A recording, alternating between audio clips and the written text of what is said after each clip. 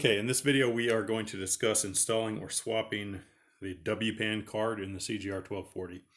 Now this is the card that runs the CG Mesh local area network. It's a card that's built by Cisco using Itron components and is typically installed in the factory by Cisco. But today we're going to install a different one. So one thing to note before we get started is that ESD is an issue, as always, with all these components in the CGR. So we're assuming a prerequisite of having all of your ESD issues sorted out, such as grounding yourself and not placing the WPAN card or other components on surfaces that will hold static electricity. And we're also going to assume that you're starting from a spot of having the door already open, as you can see here. So if you need a primer on how to open the door, just see our previous video on that in the series. Also, before this operation, the chassis has to be completely powered down, so the power cable has to be removed and the batteries either removed or turned off via setting them to transportation mode with the CLI. So in terms of tools, you are just going to need a standard small Phillips head screwdriver and potentially a set of clippers in the event you need to remove any zip ties. So in the Itron application, the WPAN is always installed in the lower left slot in the chassis.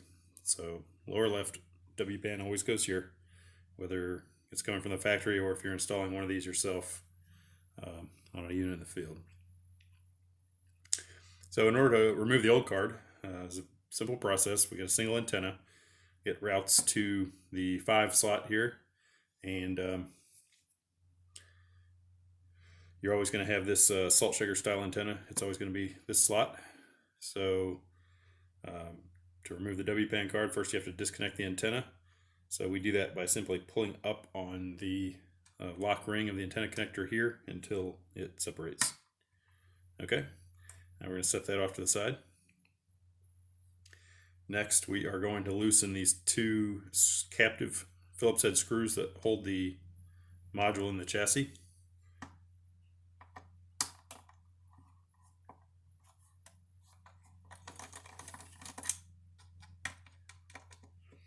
Now, as I mentioned, these are captive, so they won't fly away on you, and you can tell when they're loose because they're on springs and they'll pop up once they're loose. All right, so next we just make sure that all these wires are out of the way, and we're just going to grab the card by these 2 hoops and pull it vertically straight away from the chassis. Now it is on a set of rails here that run almost all the way down, so you do have to maintain a straight vertical orientation here until it is completely free of the chassis, like so. Okay, that's your old WPAN card. We can now set that off to the side and grab our new WPAN card. Now we're going to install this in simply a reverse order of operations than we used to take it out.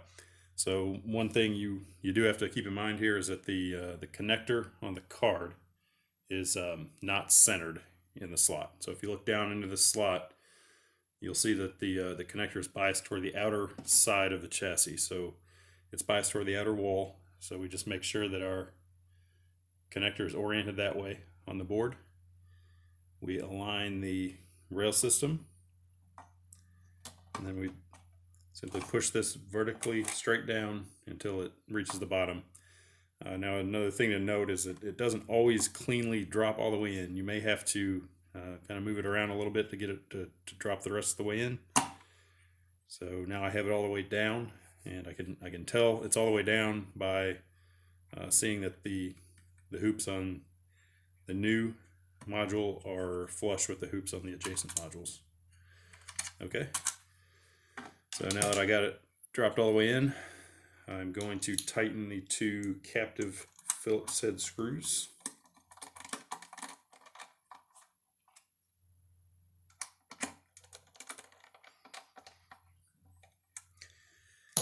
And last, I am going to reconnect the antenna connection. So again, this is just a press fit with a very audible click that will tell you that it's engaged. Once you hear that click, you know it's installed properly. Now, the last thing you have to concern yourself with is the location of the extra cable here. So you want to make sure you get it into a spot down here in the bottom of the chassis that is going to ensure that you do not get it caught in this weatherproof seal on the door. And also it needs to be far enough out of the way to give clearance for this battery stack to go in between the module slots here when we close the door. So I got to press down into the bottom of the chassis. I'm just going to do a test fit of the door. Okay, it's closing all the way. That's good. So now my installation is complete. I'm ready to bolt the door closed and power the unit back up.